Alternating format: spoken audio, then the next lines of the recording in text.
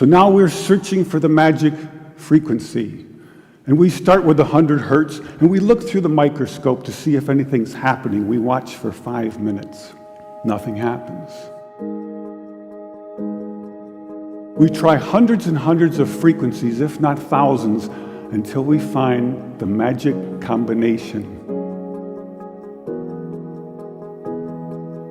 Because we believed there just had to be a better way. There had to be a better way. And we think we may have found it. I have here 2 identical tuning forks, both tuned to the note A, the note an orchestra tunes to. These forks are both made to vibrate 440 times per second. We say their frequency is 440 hertz. If I tap this fork, putting little pulses of energy into it, the second fork will also vibrate in sympathy. And if I silence this fork, we just may hear the other singing its tone. We say that I'm inducing a sympathetic resonant vibration in the second fork. It only works because both forks are tuned to the exact same frequency. Now, many of us have seen this very charming young man on the internet who shatters crystal glasses with his powerful voice. But if you watch him carefully, you'll see that first he taps the glass with his finger and listens. The glass sings its natural resonant pitch. Then he takes a deep breath and sings a loud, long note. He induces a resonant vibration in the crystal glass. The vibration grows larger and larger and larger until the glass is shattered. On the other end of the scale, we have a giant bridge made out of concrete and steel, a suspension bridge, the Tacoma Narrows Bridge. Cars and trucks and buses are going over it every day. And unfortunately, where they built this bridge, there was a steady wind blowing across it. And one day this wind induces a small vibration in the bridge, hardly noticeable. But the frequency of the vibration matches the resonant frequency of some part of the bridge. And the vibration gets larger and larger and larger until the bridge collapses into the river below. A destructive resonant frequency. So on one end of the scale, we have a giant concrete and steel bridge destroyed by resonance. And on the other, we have a small crystal glass shattered.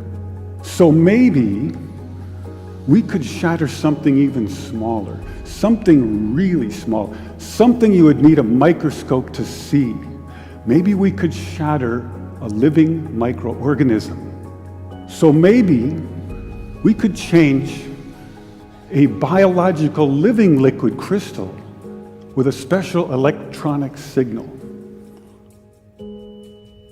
But in order to do that, we would need some kind of device.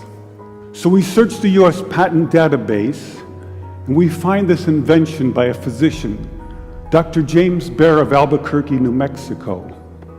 It's called a resonant frequency therapy device, and its purpose is to induce a resonant vibration in a living organism or cell. If I put in, say, 100 hertz, out will come 100 pulses per second. If I put in 200 hertz, we'll get 200 pulses. So now we're searching for the magic frequency. And we start with 100 hertz, and we look through the microscope to see if anything's happening. We watch for 5 minutes. Nothing happens. So we try 101 hertz. We look through the scope for 5 minutes, and nothing happens. So we try 102, 103, and so on. Over the course of 15 months, we try hundreds and hundreds of frequencies, if not thousands, until we find the magic combination. The answer is you have to have 2 input frequencies, one low, one high, and the higher frequency must be 11 times the lower.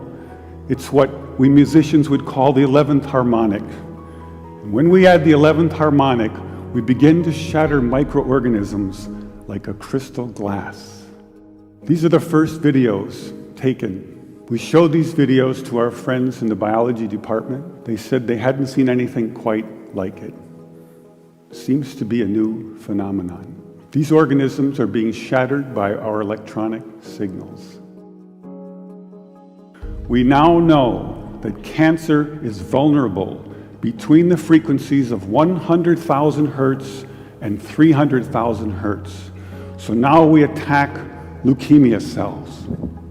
Leukemia cell number 1 tries to grow a copy of itself, but the new cell is shattered into dozens of fragments and scattered across the slide.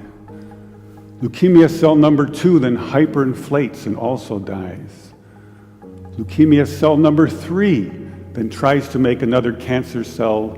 The new cell is shattered and the original cell dies.